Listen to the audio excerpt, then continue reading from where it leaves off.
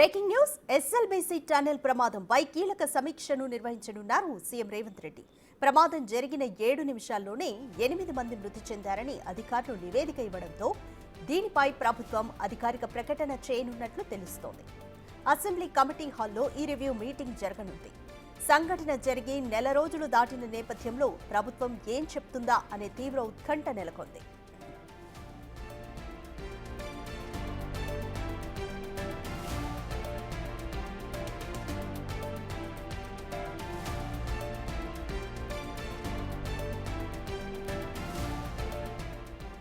SLBC tunnel ప్రమాదంపై కీలక సమీక్ష నిర్వహించనున్నారు CM Revanth Reddy.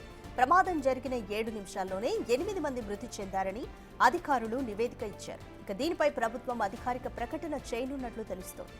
Assembly committee హాల్లో ఈ రివ్యూ మీటింగ్ జరగనుంది. సంఘటన జరిగి నెల రోజులు దాటిన నేపథ్యంలో ప్రభుత్వం ఏం చెప్తుందా అనే తీవ్ర ఉత్కంఠ నెలకొంది.